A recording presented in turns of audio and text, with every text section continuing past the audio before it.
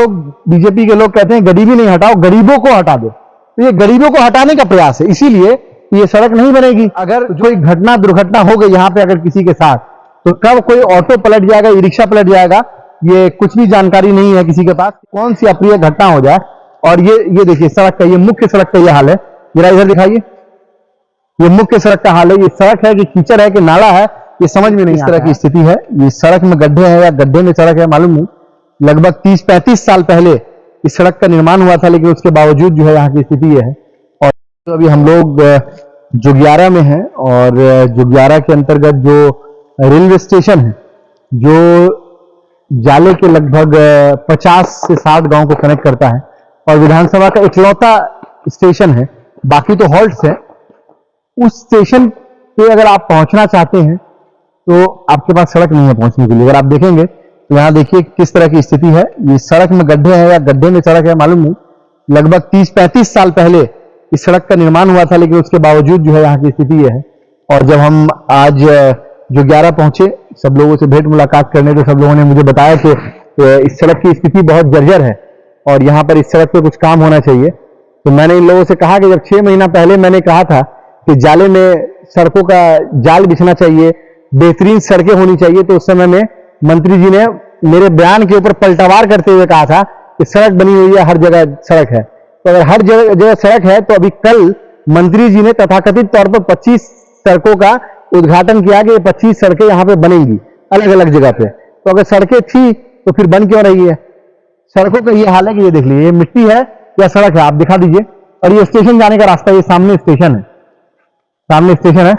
और ये हाल है कि वहां से अगर कोई निकलेगा तो कब किसकी गाड़ी, इधर इधर इधर इधर भी दिखाइए जरा सा, इधर आइए थोड़ा सा आगे की तरफ, ठीक है।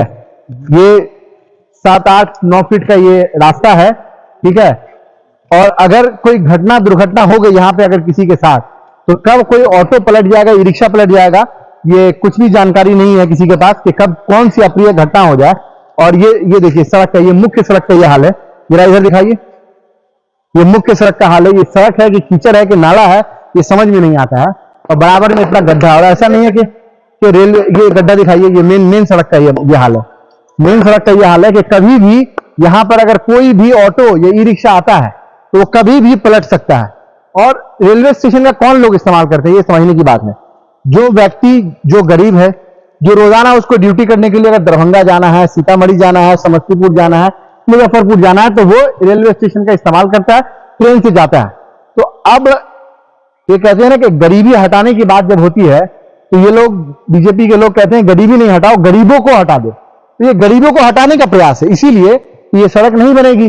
तो जो व्यक्ति भी कहीं नौकरी करने जाता है, अपना काम धंधे से स्टेशन जाता है, उसको स्टेशन आने की जरूरत नहीं पड़ेगी, ताकि प्राइवेट बस को बढ़ावा मिले, प्राइवेट चीजों को बढ़ावा मिले। क्योंकि यहां से तो शायद 10 रुपए किराया होगा दरभंगा जाने का। जी। कितना किराया है? 10 रुपए किराया है, ठीक है।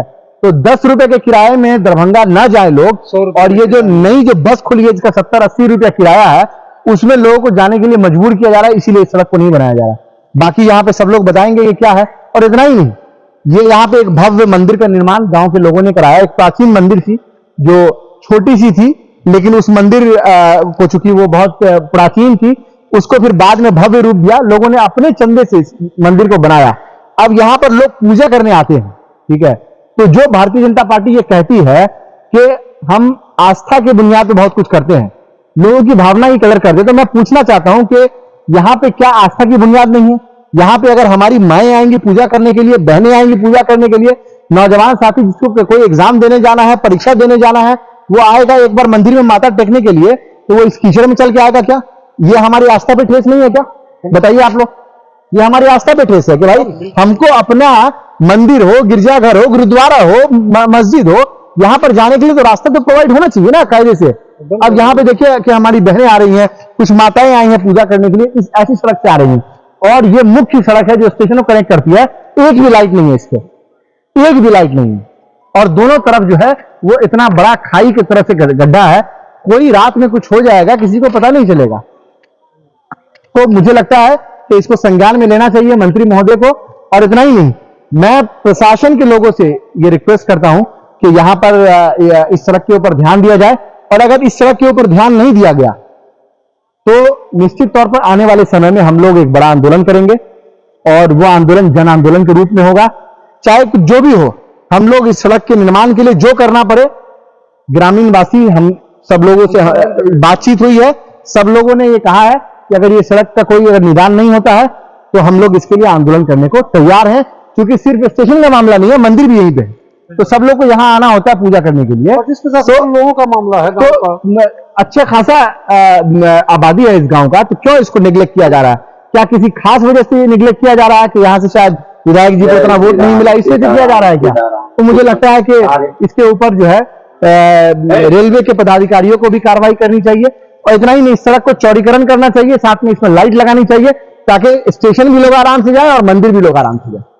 50 गांव की कनेक्टिविटी है, इकलौता स्टेशन है इस विधानसभा का, उसकी ये हालत है कि मुख्य मार्ग का ये हाल है, और मंदिर है तो लोगों को आना होता है पूजा करने के लिए, तो इस रास्ते से आने में कितनी कठिनाई होती है।